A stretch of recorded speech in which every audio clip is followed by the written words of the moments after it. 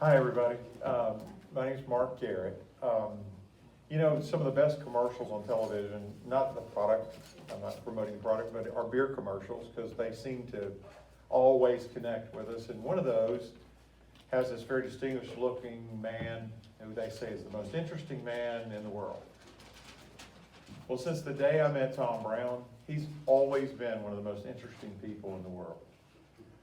The way we became friends is we were in a show together at Northeast. Really? Well, I'm calling it friends. Okay, Just okay. lay off. We were in a show together at Northeast, and one day we're hanging out, and I said something that he found humorous, and he went, "We're going to be friends now." That's how we became friends. It was pronounced that we. Yeah. So you can't deny it now. You're the one who said we're going to be friends now. I can also end it, too. Oh yeah, that's true. He can end it just as quickly. But we roomed together at Ole Miss, and Tom had a wall filled with autographs of the old movie actors. And when I say all, I mean old school movie actors. And it was a whole wall. I loved just looking at the wall. He went on in his career to do things that, he could imagine, but I thought were just incredible. He's been able to interview and hang out with and become friendly with some of the biggest stars that you ever saw. And he even did interviews where he would kind of catch them on things that they didn't expect him to ask, but Tom knows because he knows all about movies and all that stuff. So I'm not pressing you that you have to be one of the most interesting people in the world, but you kind of do. So this is my good friend. I'm so proud to be able to call him my friend. And please welcome Tom Brown. I don't have to be interesting, I just have to live up to that. Thank you, Mark. For the first couple of hours, I'll just really go into the first portion of my life, and then later on in the afternoon and this evening, we'll really kind of start pressing down into a lot of the details, and then around 10, we'll take a break, and it's great to be here. This all happened because I use the word accidentally, ran into the Garretts at Danvers, and 3 months ago, Tom said, "That sounds like a great idea," when they invited me. And then yesterday, Tom realized, oh, it's tomorrow. So, luckily, it's on a subject I know a little bit about, which was they wanted me to talk about me. So Mark pretty much blew all my good stuff, so I'm going to make the rest up. No, it's exciting to be here because I'm back in Tupelo, in my hometown, because I felt that as the career ebbs and flows, I want to come home, because I've lived in a lot of places. We moved, my parents and I moved, they did the driving. They moved when I was 4 to Tupelo, so obviously they were driving. My dad was the Air Force recruiter at the Federal Building in the 60s, and later on I would meet people who he recruited, which thank goodness they liked him, because it was the 60s and he was a recruiter, so you know what was going on in the world. But he was at the Federal Building and he was an Air Force recruiter, and I grew up with a military family. I was born on Roswell Air Force Base. Go ahead and make the UFO jokes.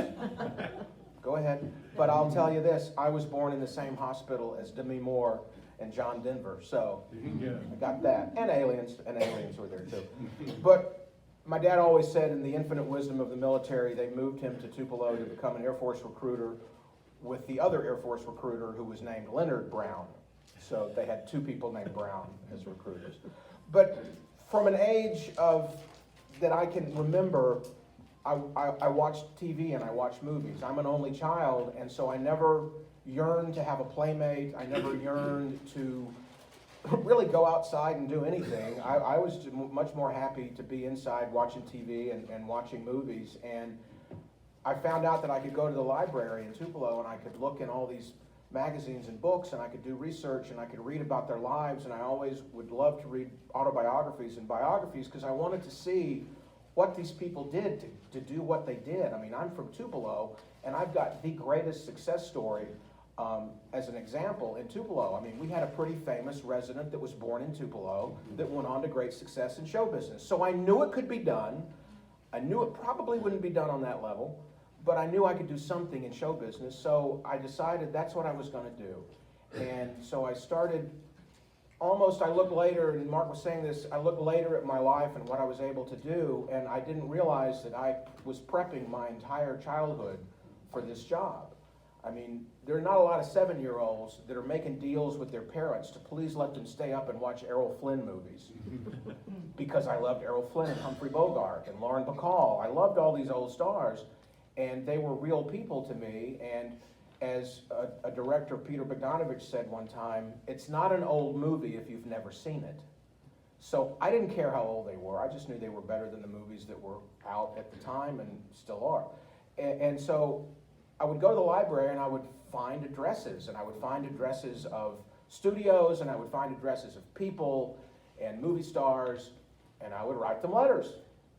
8-year-old me in Tupelo, Mississippi, writing a letter off to Buddy Epson, who's, Jed Clampett, and I'd get a picture back in the mail.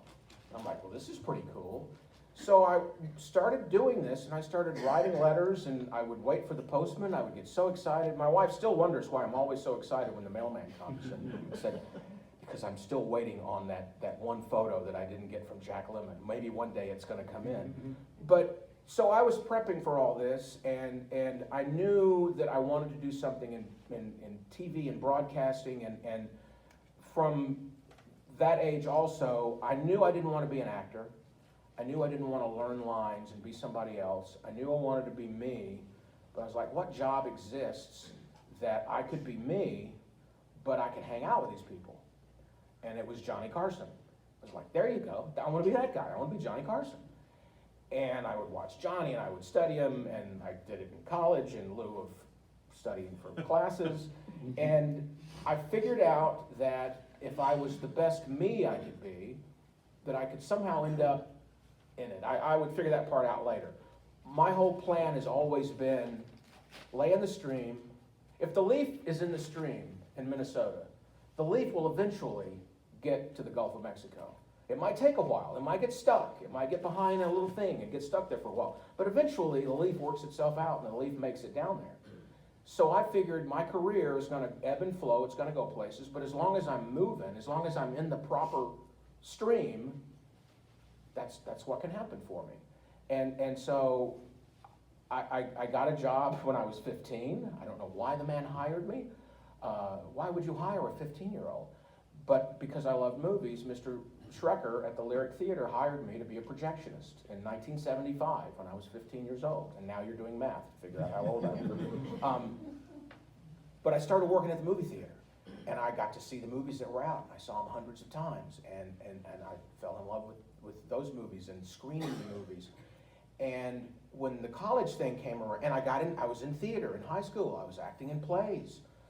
At the point in my life that my brain could retain it, I actually memorized lyrics and scripts. It was amazing. Couldn't do that now to save my life.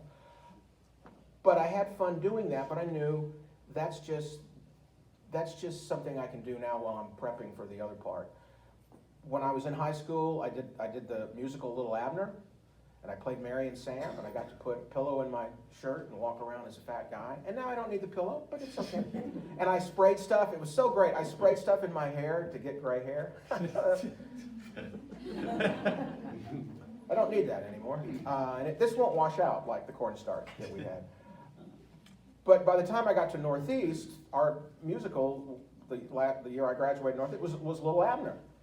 And I had already done it in high school. And so I went and auditioned, and I guess I got the role of Mary and Sam. I'm like, I'm good, I got the costume, let's do it again. I felt like a real actor, and Mark was my Little Abner. He was my Little Abner. And the part that really, I found this out years later, the part that ticked him off the most was I never got a script. Because I already remembered my lines, and they hated me for that. They hated me for that. Still do. And still do, yeah. Well, other things too, it just gets pounded on there. So I do that, and I go to Ole Miss, and I'm in theater, and I have this great advisor at Ole Miss, Helen Kellum, whose son is David Kellum, who you might know if you're an Ole Miss fan of listening to sports. Her son is the play-by-play guy for the Rebels football and sports. He was just this young kid when I was at college, but she's the person that said, that you're a counselor at Ole Miss, your counselor in college is kind of your life coach that you have. And so I sat down with her and she says, what do you want to do? And I said, I want to be Johnny Carson. She said, well, they've already filled that job. And I said, well, I want to do something where I get to be me and go, ladies and gentlemen, Errol Flynn. And she goes, well, that's not going to happen either because he's gone. But what she did was she said, why don't you major in theater? Theater will give you your tools to speak and properly make eye contact with the audience and to be able to present yourself. But she said minor in journalism because you can probably find a job quicker in news than you can in acting because I've seen you act. So I did theater major, journalism minor, and I had journalism classes. And back then, it was interesting. I was thinking of this, well, every time I read any news, I think of the fact that I remember once in journalism class, my teacher told me, you need to rewrite that because you've taken a side. You need to present the facts. Can you imagine journalism not taking a side? What is this? So that became something that I took with me. And so I got a job at Channel 9 on the night of my very last final at Ole Miss. And my hours were 10:30 at night to 7 or 8 o'clock in the morning. But I learned that the first thing you have to do is get in the building. It's not the job I wanted. I didn't know what the job was I wanted. I knew I didn't want it to be at 10:30 at night, but I figured if I get in the building, I'll get to know people. Get the ID that gets you in the building. And so my life philosophy is just get in the building. You can make anything happen, but you've got to be in the building. You can't do it from the parking lot. And so I started working at Channel 9. I got to do stuff on the air. Ed Bishop was a wonderful mentor. Buddy and Kay were incredible. I did camera for them. And Buddy and Kay taught me so much. Buddy taught me no matter what happens, just keep talking. If the wall falls down, just keep talking. If the mic goes out, pretend it's their problem, not yours. If they're home and they can see your lips moving, they'll think, well, there's something wrong with their set. They'll never know. So thank you, Buddy. Keep talking. And I left there and I went to these different TV stations and I got to be an entertainment reporter and I got to experience being able to sit down with these actors and to go in and to interview them. And this is in the days before the internet. And I had already been doing my research for all these years. I didn't realize I'd been doing that. When I sat down to interview Jack Lemmon, I held up the photo that I said, did you write this letter? And he looked at the letter that I had written 15 years before, and he said, my initials are at the bottom, and that's my secretary's initials. I dictated this letter, and she wrote it. And so things like that connect you.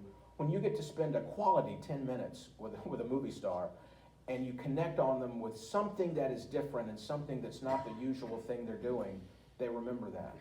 So I got to do that, and I lived in St. Louis for 10 years. I was in Shreveport for a year. And when I was in St. Louis, I met a woman who said, one day, I'd love to hire you. And she worked for Turner Broadcasting, and she said, I'd love to hire you as a reporter, and one day, if I ever get an opening, I'm going to do that. And one year she called me and she said, I've got something, we're doing a show in Los Angeles called Rough Cut, and it's going to be an Entertainment Tonight kind of show, and we need a male reporter, and this is my opportunity to hire you. And so I went to my boss. They flew me to LA and I auditioned and I got the job offer, and then I had to go to my boss, who I had just signed a new 2-year contract with in St. Louis. And I said, listen, I got this chance to go to LA.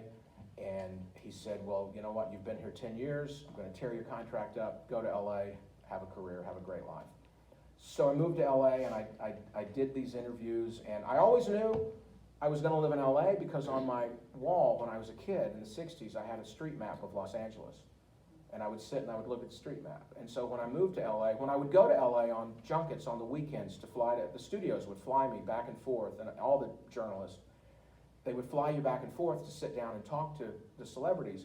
And so I would have a free day in LA, and my buddy and we'd rent a car and we'd drive around, and because I knew one day I was gonna live in LA, I started going around looking at apartments.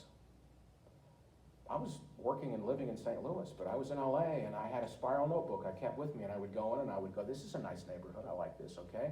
I would go in and talk to the people, they would take me, show me some stuff, I would make notes in my book, and 2 or 3 years later, when the call came from Turner and they said, we want to move you to LA, I said, there you go, that's what I've been prepping for, and I went to my spiral notebook Turner said, we'll fly you back for a few days to find a place to live. And I said, let me make some phone calls. And I started calling apartments I'd looked at. I said, yeah, do you have any openings for a one-bedroom? Nope, not here. Okay, fine. I went to my next one, went to my next one. Yes, we do. Okay, do you have anything on the west side facing the parking lot? I'd made notes about this building and this. Yes, we do. I said, I'll take, if you've got anything on the third floor, not the second floor, because that's over the dumpster. But I'll take, not on that side of the building, this side of the building. Okay, great. So I got my apartment on the phone because I prepped for that. I knew how to drive around because I'd been looking at the map for 15 years on my wall. So everything I did, I prepped for. When I got to Rough Cut, it was all about new movies. It was all about what was coming out in the theaters this week. But I loved the old movie stars. And I said, I want to do those things. I want to meet those people. And so they would sometimes assign me to go talk to, and none of the other people wanted to talk to them because they didn't even know who they were. And there was a time that we were in an assignment meeting and it came up, my name rotated to the top and they said, we've got a bunch of interviews in Paris. And Tom, you're at the top of the list. We're going to send you to Paris. And I'm like, great, this is fantastic. I'm going to Paris. France? Yes. Oh, even better. And so I'm going, and then the next person on the list, they said, okay, now we've got, we need Karen, or we need you to go to Malibu to interview Rod Steiger. And I was like, I don't want to go to Paris. I want to go to Malibu to Rod Steiger's house. And they said, well, you're going to Paris. And I said, you know what, Paris will be there. I'll go to Paris one day, I'm not worried about it. I did get to go, by the way. I don't care, I'll go to Paris later. I want to go to Rod Steiger. So I switched with her. And I went and spent the day with Rod Steiger because I knew who Rod Steiger was. She didn't know who he was. Hopefully you do know who he was. Won an Academy Award for In the Heat of the Night. And it was sitting right there on his desk. And I walked over and looked at it. And he looked at me and he went, all right, I know you want to. Go ahead, pick it up, make your speech. I want to thank the Academy. He goes, all right, put it down. He was a gruff man, but he liked me because I knew who he was. So anyway, I got to do that, and I was doing those kind of interviews. And then what's the worst thing that can happen to a new kid in Los Angeles with a new job? Your show gets canceled. 2 years I'm there, my show gets canceled. I'm like, great, now I'm an out-of-work guy in LA, exactly what I didn't want to have happen to me. But the week that happened, the big boss from Turner came to Los Angeles and said, listen, we've got an opening to run the production department at Turner Classic Movies. And I had been my own producer on Rough Cut. I had always been my own producer, putting my stories together. None of the other reporters did that. They were just talent. And I said, I'm going to be talent / producer because I want to do my own things. And so he offered me the job. He said, Atlanta's still, he says, I know you love living in LA, but Atlanta's still big time, and you're from Mississippi, so you'd be back at least close to your parents. And I'm like, that's not a selling point, but I'll go for it. So I started 17 years at Turner Classic Movies, and I ran the production department, and I was in charge of all the documentaries, and everything that we did at Turner Classic Movies was about all those old stars and all those people. And one of them that we had so many people that would come in, that would come to Atlanta, and I just think about the people we were able to get that were still around. Debbie Reynolds came, and Patricia Neal, and Rod Steiger came and remembered me from being at his house, and all these people that would come, and they were so appreciative that they were remembered. And Robert Osborne was another person that was just this wonderful guy that was the host of the network that had been in it. And I said, can you believe what I'm getting to do here with what I did as a kid? He says, yeah, I believe it. Because you were preparing for it. He said, it's preparation and it's opportunity, and they come together eventually. But you better be on the lookout for it, because if you don't, it just does that. It just keeps going. You have to take it when you get it. And had that job, and combining all this into 5 hours is difficult, but while we were there, I raised my hand in a meeting. I said, I want to do a project on Elvis. And so I got to start working on some Elvis projects. And one of them was a recut of That's the Way It Is, a concert movie from 1970, which in the movie had a bunch of fans talking about goo goo gaga, they love Elvis. I said, what if we went in and we did that and we cut that out and we just put more Elvis in it? So I worked with Warner Brothers on recutting that movie, and I flew to Memphis for a meeting, and we're in a meeting with the Elvis Presley people, and they were sitting around, and something came up, and I knew the answer to it. And one of the people, Todd Morgan, the marketing guy, because I knew the answer to this obscure Elvis, he's like, who are you? And I go, what do you mean? He goes, where are you from? And I'm like, here we go. Tupelo. And he was like, finally, Elvis got one of his boys on the inside. And from then on, I was the executive at Turner and Warner Brothers in charge of all Elvis projects. They would send stuff to me to approve pictures and ads and all kinds of stuff for Elvis. And I started working with EPE, and I hosted events for them starting in 2001. And just this past August, during Elvis Week, every year in Memphis they have a celebration of Elvis's life in August, and fans come from all over the world. And this year it was somewhat sedate, but there were still people there. And EPE presented me, they give awards. They give a gold record to a 5-year employee. They give a platinum album to a 10-year employee. And they give a double platinum album to a 20-year employee. And I didn't know they were going to do this. They gave me a double platinum album for 20 years of working with Elvis. And I was like, this is so cool. I've never got a gold record before. Now I've got 2 platinums. But it's that love of Elvis, that love of movies, that love of everything, that the opportunity and the knowledge came together. And I took advantage of that. And I'm back now. And then after Turner, my wife and I moved to Nashville for a couple of years. And Nashville was a wonderful place. And then it became Atlanta. And we said, we got to get out of here. And about that time that we were looking at Tupelo, I said, well, you know, my mom, who is probably wandering around trying to find a parking place, she's 91, she'll be 92 next month, and I hope she doesn't see this. So she's in Tupelo, and I wanted to be close to her, it'd be great. And my wife fell in love with Tupelo when we would come and I would host a Tupelo Elvis Festival. And so we said, well, I'd love to go to Tupelo, but you know, I don't want to just move there. I don't want to retire at this age. I still got most of my hair. I don't want to retire. And I don't understand Medicare and Medicaid and Social Security, so I need some time to study up on that stuff. And about this time, Raymond Jordan, who was his roommate in college, and a suite mate of mine, wasn't quite as close as you guys, but because we only shared a bathroom, you guys shared an apartment. Raymond Jordan was, a few months prior to this, was named the general manager of Mississippi Radio Group, which included 4 radio stations in Tupelo. And he said, hey, I just had to fire my morning guy on Sunny 93. Would you ever be interested in moving back to Tupelo and hosting a morning radio show, which I had done in St. Louis? And I was like, well, funny you're calling right now, because we were looking at changing and coming back home. And so my wife and I live in downtown Tupelo. The tornado book, I don't want it in my house because my house was hit by the tornado in May, and I'm a block from where the tornado went through off of Church Street and destroyed the school and all that. I'm right in the tornado alley of 36, and it was the tornado of 2021. Had 3 trees go down and take out porches and front porches and fences, and we're finally getting it back to normal 4 months later. So the tornado books, I'll read them somewhere else. I'm not going to have it at the house. I just think that's asking for it. But it could be pre-disastered, my house could be, so I'm happy about that. Just really quickly, and I don't want to go on too long, one of the people I got to meet at Turner was Tony Curtis. And he became a dear friend of mine, and he used to always say, you know what TCM stands for, don't you? Tony Curtis Movies. No, it doesn't, but okay, he thinks it does, so let him. But he was a wonderful guy to travel with. We really hit it off, and it got to the point where I'm over here as the vice president of production, and Tony is doing events for the publicity side of TCM. And he told them, and I didn't realize this, he had told them, anything you want me to do, any schedule you want to send me, anything you need approved, send it to Tom, and if he approves it, I'll do it. Because he said, but he's the guy I see when I get off the plane, or he flies with me on the plane, and I don't want to wait for him, so if you've got me first class, which you better have me first class, Tom is sitting next to me, because I don't want to wait on him to get off the plane if my car's there.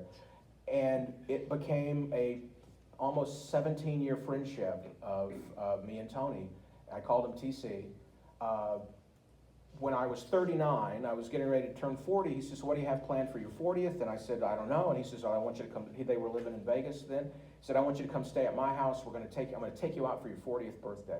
So he took me to the Eiffel Tower restaurant in Vegas, and we're up there, and we're just sitting around, and it's just so great, and Charles Barkley's over there, and all these people, and Tony's going, it's his birthday, and I'm like, God, this is so not what I wanted to do.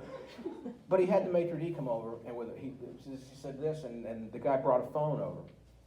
This is 2000, we didn't really have a lot of these. And he said, what time is it in Tupelo right now? And I said, it's like 10 o'clock. He goes, will your mother be up? And I said, yes. He goes, call her on the phone right now. And he called her, and I called her, and I said, Mother, it's me. She said, oh, happy birthday. And I said, hang on a second. And Tony talked to her for 10 minutes. He said, you did the heavy lifting. You're the one that should be having the party, not this guy. He didn't do anything. But he called my mother when I turned 40, so I thought that was cool. But hanging with him so long, he was the son of a tailor. And these are things that I kept up with, and I would write them down when he would say them, and I compiled them, and I kept them on an iPad, and I kept flipping every time I'd get a new iPad, I would flip everything over before the cloud. If you didn't save it, it was stuck. So these are TC's rules, and I will close with these. And if you just take one or two of these home with you, it's great stuff. Because think about Tony, who Tony was, like how he looked, and he always carried himself, right? Okay. Number one, stand on the left in the group photo. Stand on the left. That way your name is first in the caption. He goes, I'm not an actor, I'm a movie star. This is what you do. Number two, put your hand on the shoulder of the person next to you so they can't cut you out of the photo.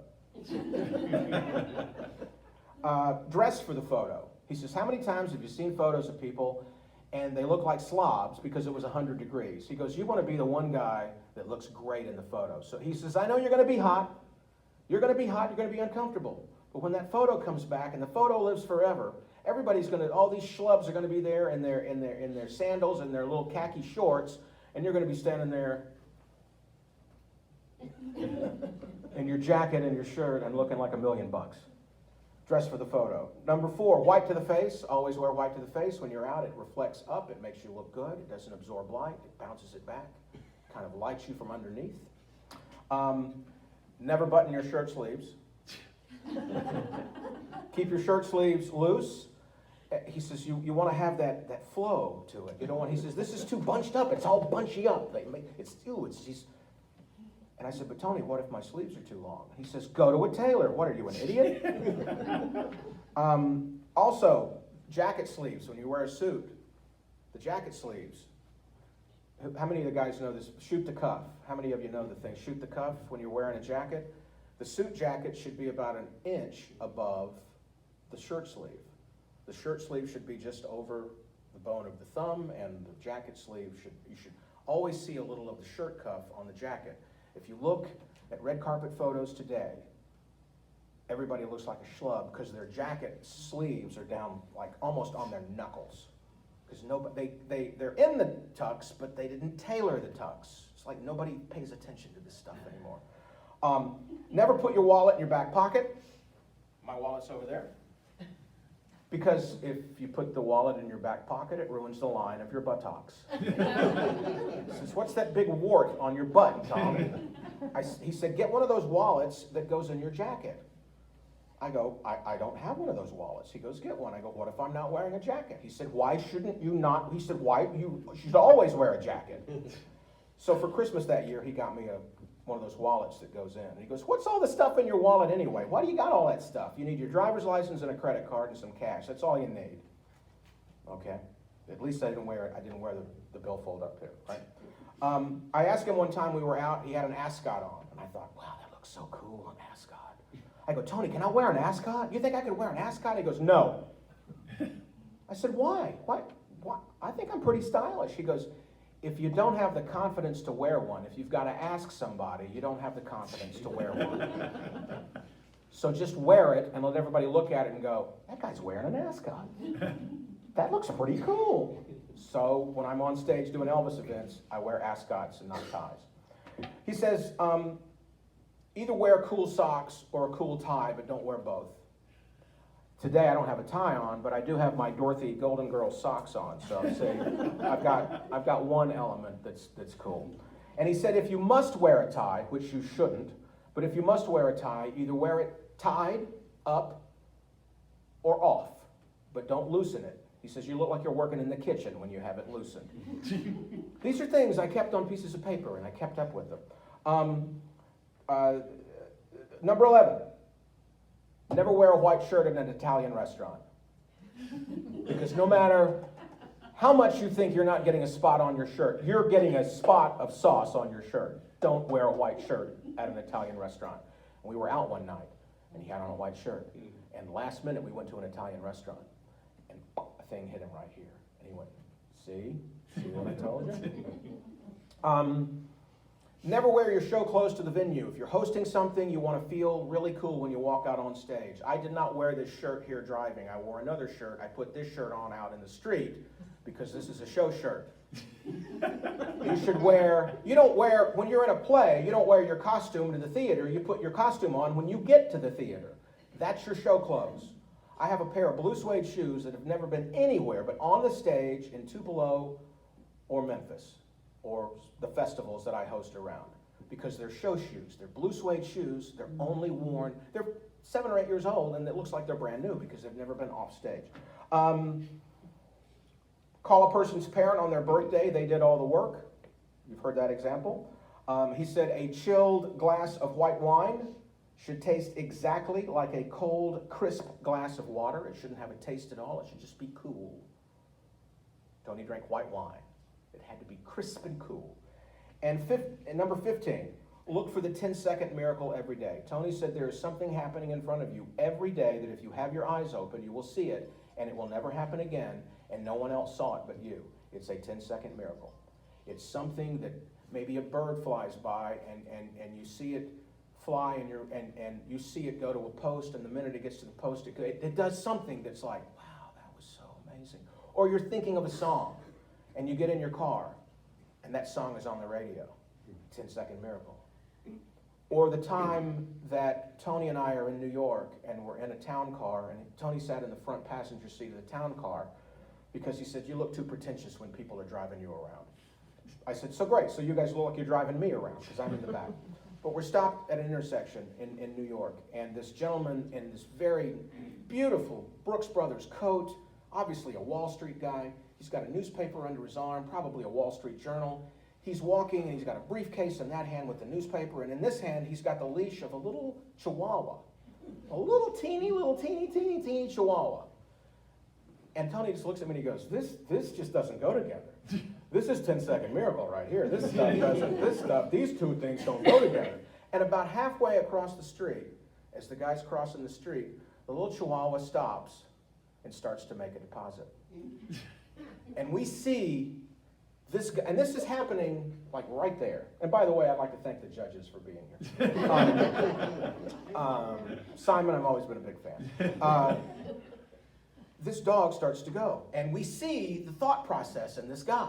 We see him like, I don't know, because people are walking by. He's like, I don't know what to do. I've got this under my arm. Oh, and we see him do this with the paper under the chihuahua. And then, when the chihuahua's done, he's still holding his briefcase. He's still got the chihuahua. He's like, doing this. And he walks on. And this all happens in silence outside our window in New York on a street. 15 seconds at the most this took. And Tony looked back at me and he went, you're never going to see one of those again. He goes, that was a double 10-second. So I want to thank you for having me come today. And I want you to look for your 10-second miracle today. This wasn't it. But thank you, and thank Mark and Kathy for inviting me. I'm very happy to be here. I love New Albany. Scott Spencer, who I work with at Mississippi Radio Group, he is the first person I see every morning. Because my wife's still asleep when I get up. No, she's not. I see her. But the first other person I see in the morning is Scott, I drive in from downtown Tupelo to the radio station across from the Sunshine Mills. Spencer every morning drives from New Albany. I said, they got houses in Tupelo you could buy. He goes, yeah, but I'm from New Albany. You're from Tupelo. So Scott Spencer sends his regards from New Albany. But thank you for inviting me to be here. I'm very happy. And Mark, this is going to be your turn next time. I'm introducing you, and I'm bringing pictures. Because I was going to say, Mark, in the day of today, people take pictures and they have hundreds and hundreds of pictures, and they can't find what they want. But after the amount of time I've known you, only the photos that really meant something are saved. Yeah. And those are the photos I still have. Yeah. And those photos have stories. I think your time's up. I think it is. Thank you, guys.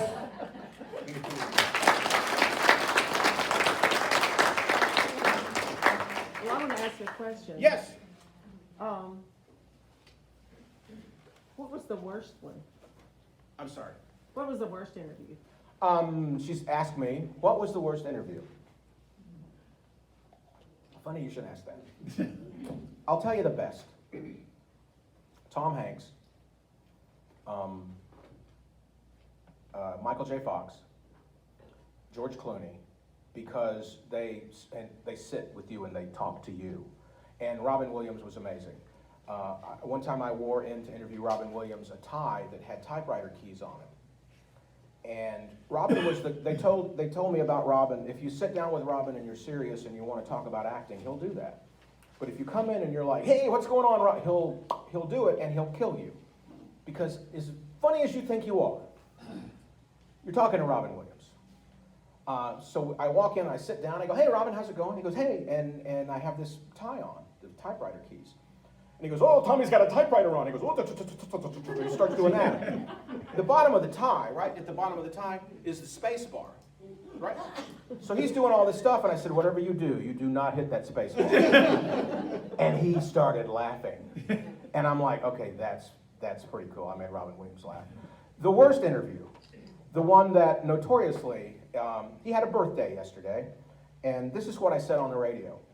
Happy 75th birthday to Tommy Lee Jones, who I'm not going to tell you is the worst interview I've ever done, but if you ask me the question, who's the worst person to interview, his face is always what pops into my mind. So I'm not telling you he's an evil, evil, mean man. But when you think of that in the future, his face is going to pop into your mind. Because as mean as you think he is, he's meaner. Yeah. And we're like, if you don't want to do this, why are you here exactly? So anyway, so it's Tommy Lee Jones. He's a fantastic actor. And I learned a lesson years ago. Sometimes you don't want to meet your idols. I had an opportunity to set up an interview, and I got to interview Paul McCartney. And I got my friend who had gone to Ole Miss with, Jason Milligan. Yeah. He and I were huge McCartney fans, and he was in New York. And I said, hey, man, you got to come to St. Louis. I'm interviewing Paul McCartney. And I can only take 3 people in. I got a sound guy, a camera guy. You can be the producer with a stopwatch. All you got to do is do that, and 10 minutes later, do that, and we're out of there.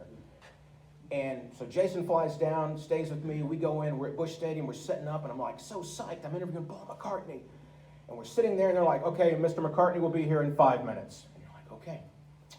Oh, here we go, Paul McCartney. I'm ready for this. I'm ready for this. And Jason looks over at me moments before the man walks through the curtain. And Jason says, what if he's a jerk?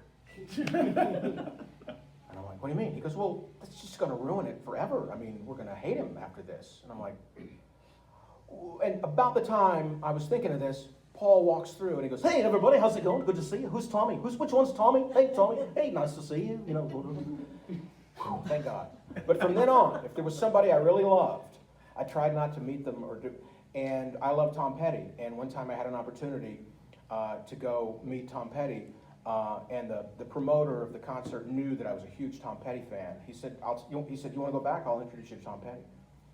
But you don't want to go. And I said, why? He goes, just, you love him, right? I go, well, I love Tom Petty. He goes, yeah, you don't want to go. I went, you know what? I don't want to go. So I still have my Tom Petty music because I don't have to associate that. And some people are just truly incredibly nice. George Clooney, when you walked in to interview George Clooney, he would get up and he would say, hey, Tom, good to see you. How's everybody in St. Louis? I'd be like, man, I said, you know, George, and I interviewed him a number of times. And one time I interviewed him on my birthday. And all the people on the junkets, reporters from all around the country that the studio flies to do the interviews, you're on a schedule, and I was in the afternoon with George, and it was my birthday, And some of my friends had told George, hey, there's a guy coming in here from St. Louis. This is his birthday today. He was like, really? So I found out later what he did was he sent his assistant down to the gift shop to get a birthday card. And the movie was From Dusk Till Dawn. It was a Robert Rodriguez movie. Cheech Marin was in the movie. Pam Grier, Quentin Tarantino, all these, it's kind of a zombie vampire movie. But when I go in to interview with George Clooney, he goes, hey, Tom, good to see you. Man, working on your birthday, man. What kind of crappy job do you have? And I'm like, how do you know it's my birthday? And he gives me the card. It's just little things like that, George is from Kentucky. And I think he still kept that a little bit of, isn't this amazing we get to do this? And I told him one time, I said, you know what's so amazing is you get up to greet us when we come in, and you say, hey, Tom, how's St. Louis? Or you say to my friend, hey, Dino, how's Oklahoma City? And I said, we know you've got an assistant telling you who's coming in. Okay, Mark Garrett from New Albany is next, and his wife is Kathy. Okay, hey, Mark, how you doing? Good to see. I said, we know they're telling you that. But to even make the effort to make it look like you care enough to say us and hello to us, but that means the world to us. And he was like, yeah, pretty good, huh? So there's just been some opportunities I've had that, and one of my favorite quotes that I use all the time, and somebody else said it, but I use it as an ironic joke, was if I'm telling a story about someone that I met, I'm not bragging, I'm just telling a story. I mean, this just happened, and I'm telling a story, but as I always say, Paul McCartney told me, Tommy, don't be a name dropper. Anybody have any other questions? Not math, I don't want any math. Is Jamie Lee Curtis as gorgeous in person as she is on TV and in the movie? Yes, she is. And if you've seen Trading Places, yes, she is. Yes, she is. I got to meet her and Kelly, her older sister, and I would have dinner with them. And when Tony passed away, I was invited to the funeral, and I went to the funeral, and Tony was there, and he was in a casket that was plain wood, because he was Jewish, and it was just plain wood, and it had an American flag over it, and two Navy guys standing next to it. And Jilly, his widow, was there, and Jamie Lee came up, and Jamie Lee said to me, I knew you would be here. I knew you would be here.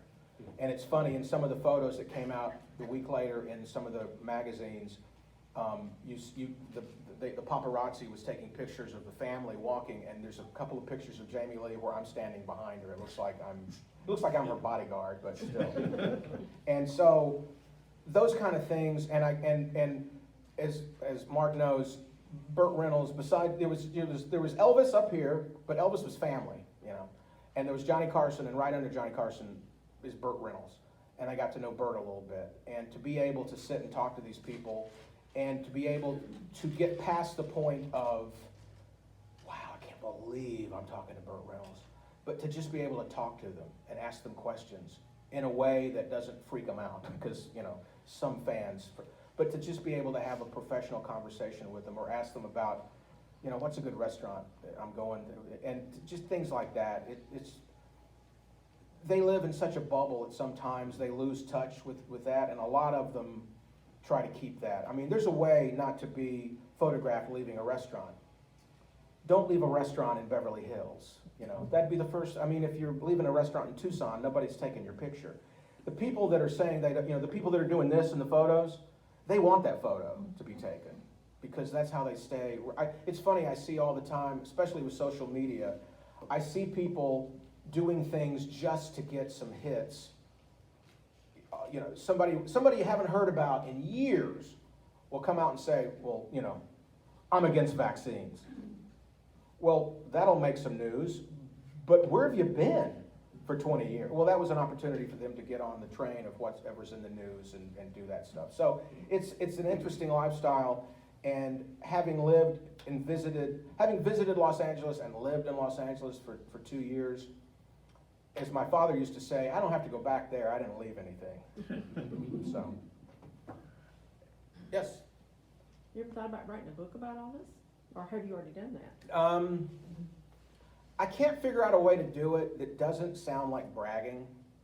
And I don't know. people have asked me that, and I'd rather not be tied down by details. These stories can ebb and flow, and, you know, as Mark said, you know, don't tell anything about our years in college. And I said, oh, I will, because I have all new endings for them. So, I don't know that the, you know, 19 family members would really want to buy it, but I just come over to their house. You know, I won't write a book, but if you call, I'll come over to your house and talk for an hour. There you go. Any others? Hey, Tom, Mark said that once you got to escort Ronnie Millsap out on stage. Yes, I did. And years later, Ronnie Millsap, this is about 1980, Ronnie Millsap had a show at the Civic Auditorium in Tupelo. Remember it's still there, Civic Auditorium. And my next door neighbor, Charlie Gibbs, was one of the big honcho dudes at the Civitans who were the sponsor of the show. And the band bus was supposed to show up, the bus with all the musical equipment was supposed to show up at like 10 a.m. They were going to set up, and Ronnie was going to get into town later, and then they'd do sound check, and then he had 2 shows. Well, nobody shows up at 10 o'clock. And about 2:30, Ronnie's bus shows up, and it's literally the driver and Ronnie, his manager, and Ronnie. And was not even any musicians. And what had happened was the band bus had broken down with all the instruments, and all the guys were scrambling to get cars to bring them to Tupelo, but they had no instruments. And I was like, well, I know Mr. Witt at the band store, and so between 2:30 and 6 or 7 o'clock, they went to this. He opened the store, and this is the beauty of living in a small town. Yeah, can you open the music store? We need to get some instruments for Ronnie Millsap. Okay, he needs a piano. But we got everything set up, and Ronnie was on the bus, and I would come in and go, Ronnie, everything's looking good. He goes, okay, Tommy, I'm trusting you. I'm trusting you with this, Tommy. All right, I'm 20. But he doesn't know that because he can't.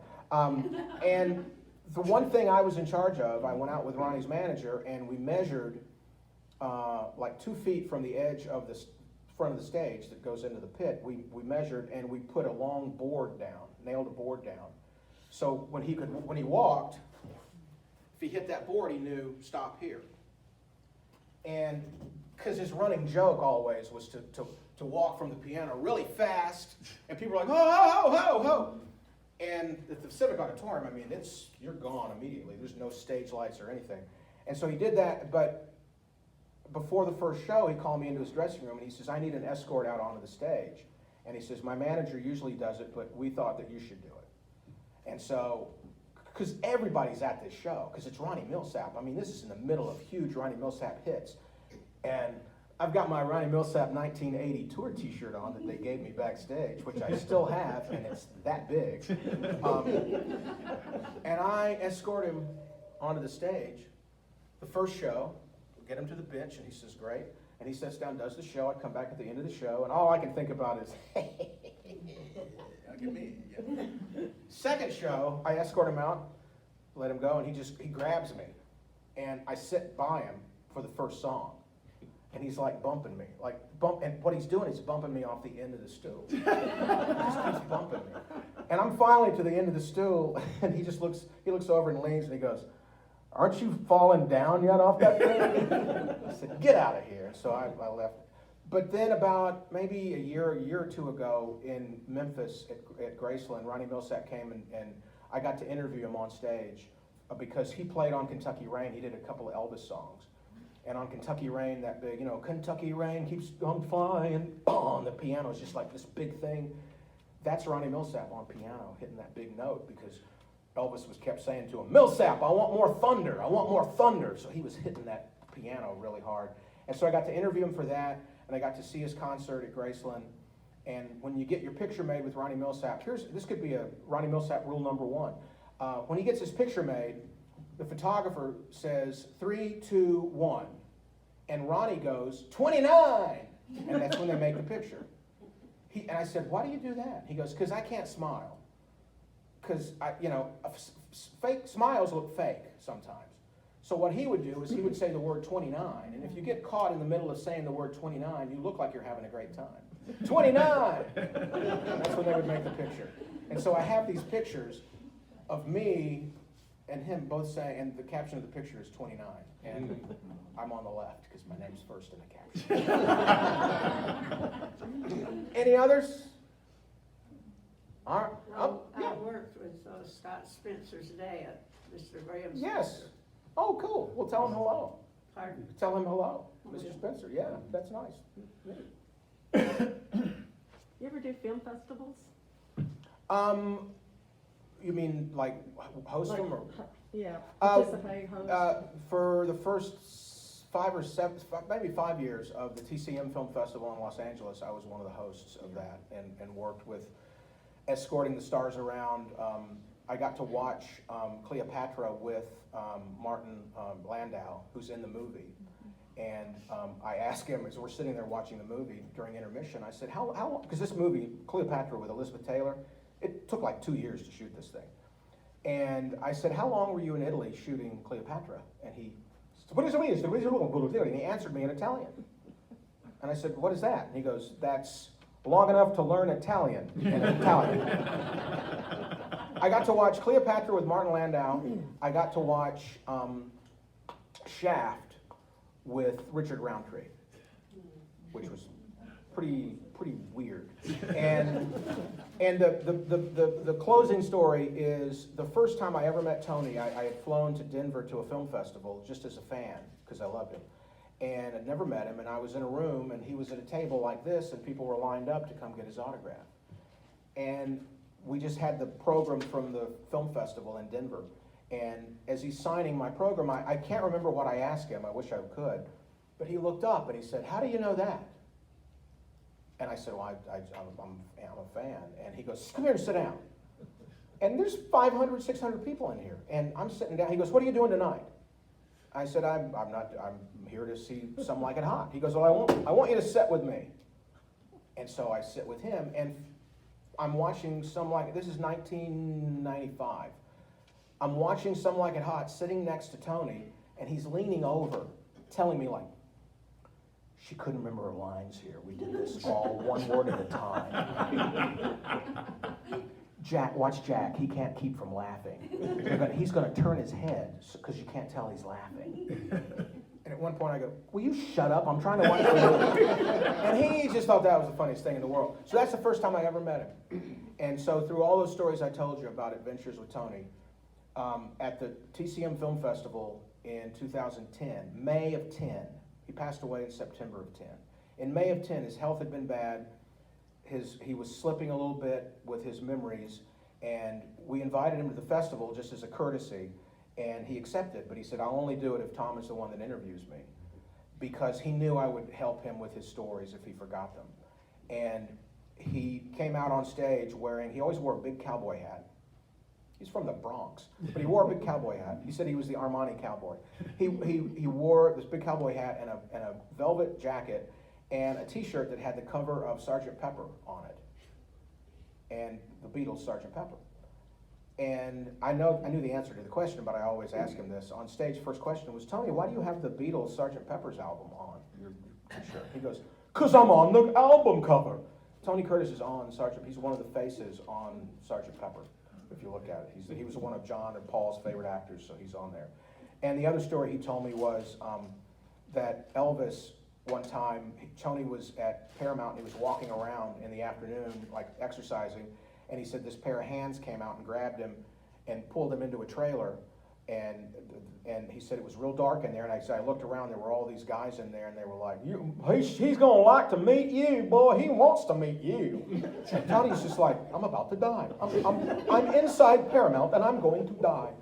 And Elvis comes walking out from the back, Oh my God. and says, Mr. Curtis, I gotta tell you, I'm such a fan of yours, when I was a kid, I used to watch your movies, and he says, I have light brown hairs. I dyed my hair black to look like you because I wanted to have that kind of hair. Mr. Curtis, I'm just your biggest fan. He goes, please, please.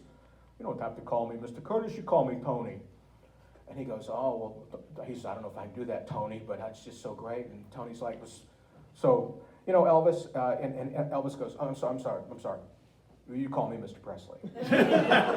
And he said he looked up, and the guy started laughing, and he thought, well, I may live tonight. So that was his big, he loved Elvis. And the very first thing I hosted in Memphis, he couldn't be there, but he says, you've got to call me on the phone. So I had a phone set up and held the microphone up to the speakerphone, and I interviewed him, and he told that story and some other Elvis things. And I went with him one night, and see how it sounds like bragging? I went with him one night in Vegas, and we went to see Tom Jones, and it's very cool because it's Tom Jones. And Tom Jones starts telling a story about, when I was a kid in Wales, and I can do a Paul McCartney and a Tony Curtis, can't do Tom Jones. Tom Jones said, when I was a kid growing up in Wales, if you had straight black hair, you slicked it back and you were Elvis. But if you had wavy black hair, you were Tony Curtis. And he goes, ladies and gentlemen, I'm very excited to have a very special guest in the audience tonight. And I leaned over to Tony and I said, oh my God, I hope Elvis is here. And he went to like do this to me. And the moment he reared, because he used to love to, the moment he reared back to hit me, the light came on, the spotlight came on. And he went. And I was down there and I was just like, oh great, it's him. And he was just like, it's him. So he loved being Tony Curtis. He's one of those people that love being a movie star. Tony used to say, people would come up and say, can I get an autograph? And he would say, all you need is a pencil. Can I get a picture? All you need is a camera. His thing was curiosity, to keep curious about things, to ask people about their lives, to find out about them, and to always look for those 10-second miracles. So, any others? Thank you.